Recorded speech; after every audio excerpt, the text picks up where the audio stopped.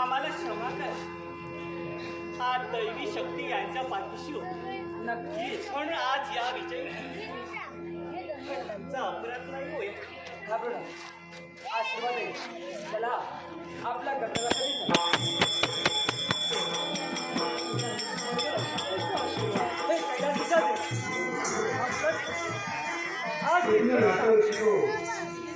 प्रेम group Mangaon या ग्रुपने माझ्या केलेलं आहे बहुमत पारितोषिक दिलंय.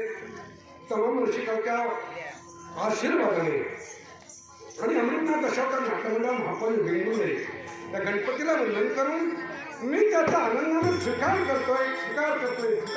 तेव्हा मनात जरी प्रश्न निर्माण झाला आणि तो कोणता असेल तर तेव्हा एका सामान्य स्त्रीसमोर अष्टरंबात एक रंबा आज दुष्ट घरात केली, आज पराभूत झाली.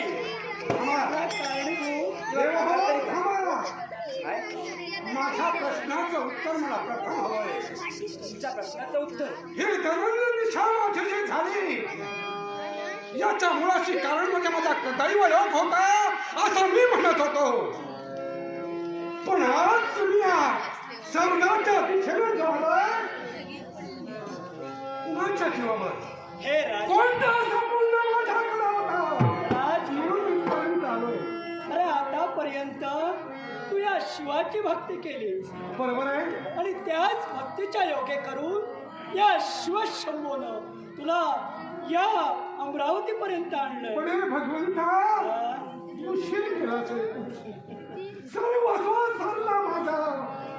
ज्या सुख घेऊन मी कामाला आलो होतो त्या माझा माती मोल झाला याचं दुःख होतंय. म्हणून तुमच्या बाबतीत देवतांच्या बाबतीत तिरस्कार निर्माण होतोय. पण देवा कुठे मी चुकलो? काय अपराध करला होता माझ्यातून मला तू मला हे राजकर्त्या, अरे बालपणापासून या शिवशंभूचं तू भक्ती केलीस. जैनी आसनी भोजनी या शिवाचं नाव त्या मुखात ठेवलंस आणि शेवटी हा शिव तुझ्या भक्तीवर प्रसन्न झाला आणि वेड्या आज मूर्तिमंत स्वरूपानं तुला दर्शन देण्याकरता तत्पर ठरला.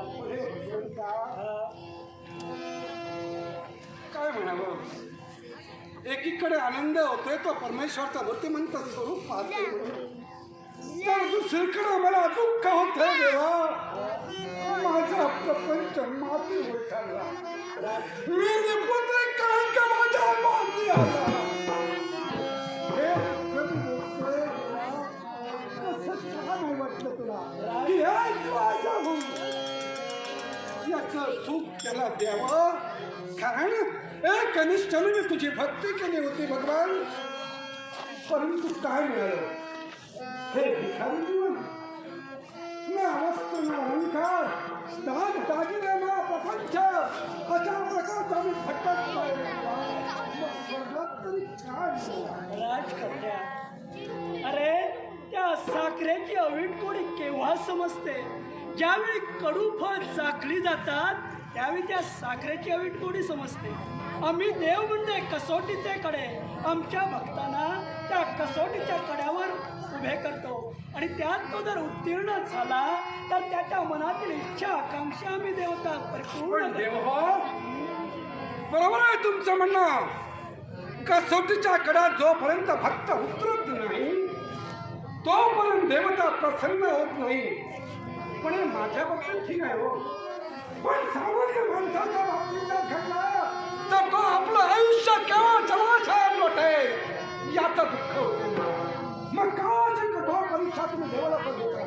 राजकन्या, अरे या संसार रूपी मोह सागरातून जर तरुण जायचं असेल आणि मोक्षाचा किनारा जर गाठायचा असेल तर प्रत्येकाच्या मुखात भक्तीचं त्या ठिकाणी प्राबल्य वाढलं पाहिजे. पण भगवंता, मी आज शरण आलोय तुला. मी फक्त एकच सांगतोय, माझ्यानं काहीच नाही माझं. फक्त सांगायला आलोय की देवा, हा निवृत्तीचा कलंक माझ्या मातीचा लागलाय तो पुसून जाणार आहे ना. राजकन्या, काही त्याच्यासाठी माझं प्रतीक्षा करावी लागणार आहे मला. मुळीच नाही. एक सारखी आस वेगळी देवा माझ्या सौभाग्य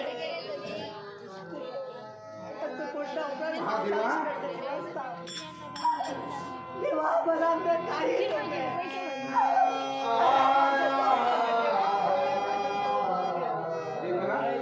किती याचना करते. सोनं हे मातीतून निर्माण होतं, पण तेच सोनं ज्यावेळी तप्त अशा मुशीतून निघतं ना त्यावेळी त्याला झळाळी प्राप्त होते. अर्थात तू एक पतिव्रता होतीस आणि पतिव्रतेची पुण्याई काय असते हे मला साऱ्या जगताला पटवून द्यायचं होतं. म्हणूनच हा प्रसंग या तुझ्या देवानं तुझ्या आयुष्यात निर्माण केला. पुढे चिंता करू नकोस. झाले काय तुझ्या कसं निश्चितच. आणि म्हणूनच तुझं गेलेलं सौभाग्य नव्हे तर हे राज तर त्या तुझे साई पुत्र हो ते 6 पुत्र आणि हिचं सौभाग्य असे 7 पुत्र यावेळी हा शिवशंभ तुम्हाला देणार आहे.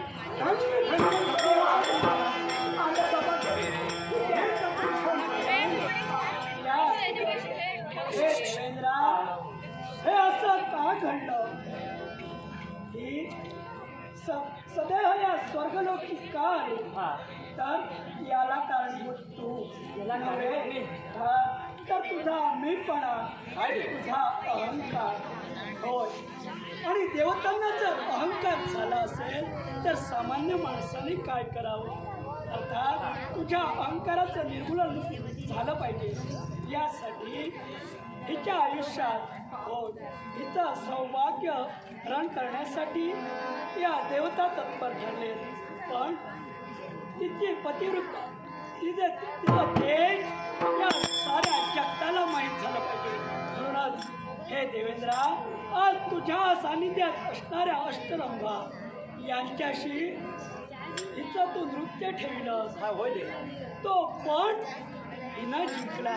अर्थात ज्यावेळी ही विजयी ठरली आणि नारदाच्या मुखातून निघालेली वागेश्वरी तुझं सौभाग्य एक ना एक दिवस तरी तिला प्राप्त होईल. आणि ती देववाणी सत्य करण्यासाठी देवाचा तत्पर झाला. म्हणजे माझा मी हलमीपणा किंवा दूर करून आज त्यांची भक्ती श्रेष्ठ ठरविलेस. हे देवेंद्रा, ही पतिव्रता नारी आहे, ही पतिव्रता नारी समस्त देवतांना पडली भारी, समस्त देवतांना पडली भारी. माझा पुत्र माझे सौभाग्य, तुझं सौभाग्य अरे हे तुमच्या आयुष्यात कोणी घडविलं हे तुम्हाला प्रत्यक्ष पाहायचं आहे ना. हा.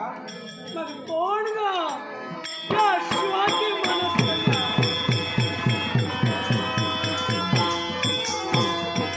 पण पिताजी आपल्या जनाशी नतमस्तक होते. आहे मंगल शास्त्रे. सांगा पिताजी, हा, एकाएकी हात देण्यासाठी तुम्ही तत्पर झाला, याला कारण एकच असं आहे. कोणतं कारण? या राजकर्त्यांच्या भक्तीला मी प्रसन्न झालो, हा. पण या राजकर्त्याचे 7 पुत्रांचे प्राण तू हरण केलेस, होय. ते पुनश्च याला प्रदान कर. थांबा पिताश्री, काय सांगू?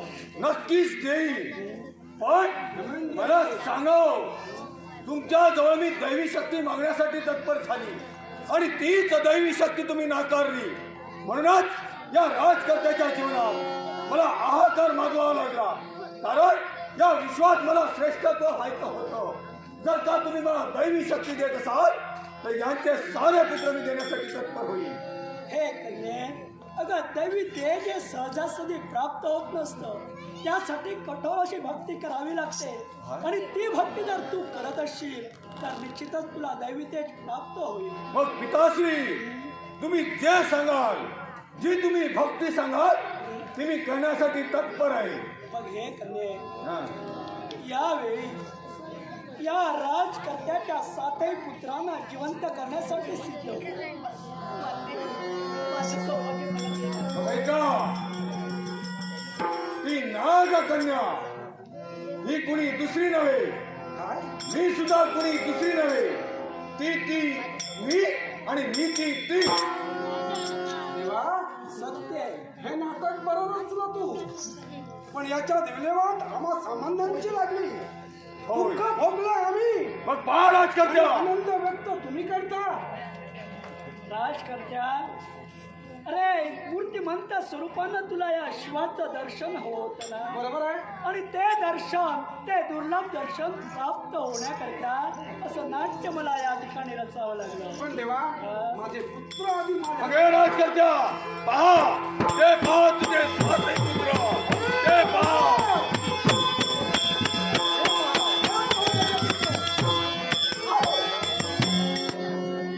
हे पिनाकवाणी नवरत्न, हे उमावला महेश्वरा, देवादिदेवा, अनाथांच्या नाथा, देवा माझ्या अमृतनाथा, तुझ्या चरणी या युवराजाचा साष्टांग माझ्या लक्षात रे.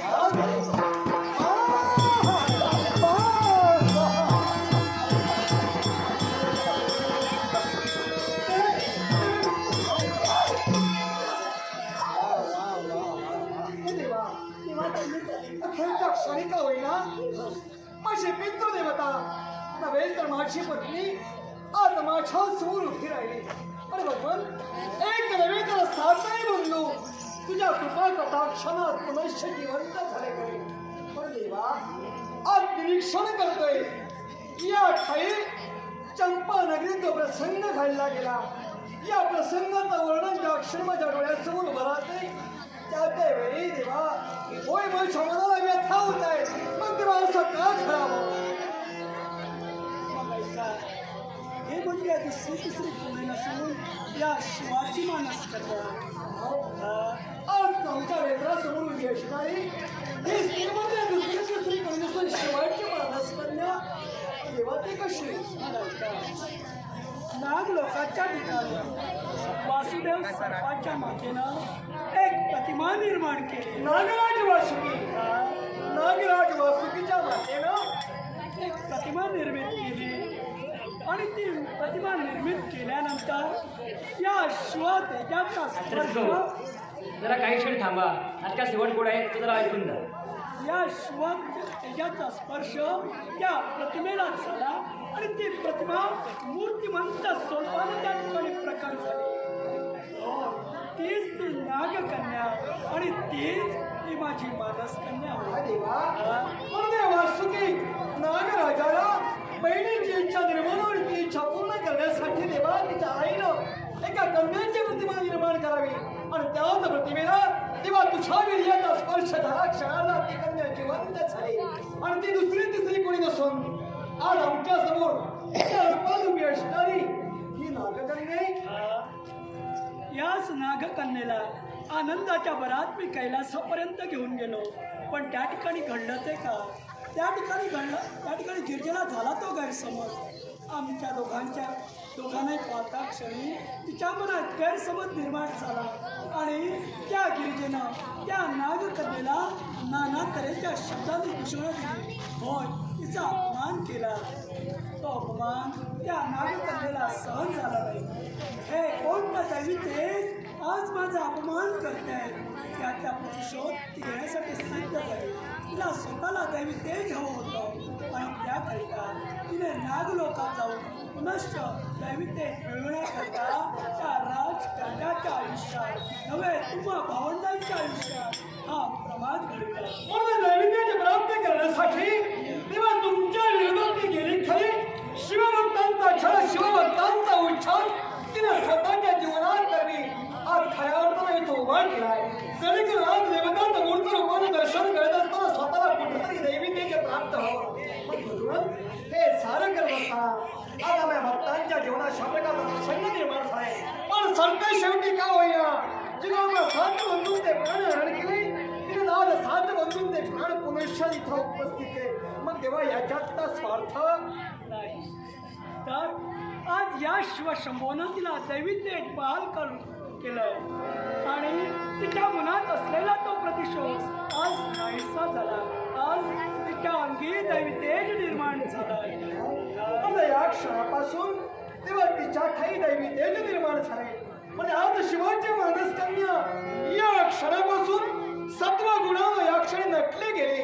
म्हणजे याच्यापूर्वी तिच्या केली जो प्रमाद घडला गेला हा प्रतिशोधाच्या अग्नीच्या ज्वालेने भडकत असताना सारा प्रमाद घडला गेला. मग याच्या पुढे जे काही घडलंय ते आज मा भक्तांच्या हितासाठी घडलंय.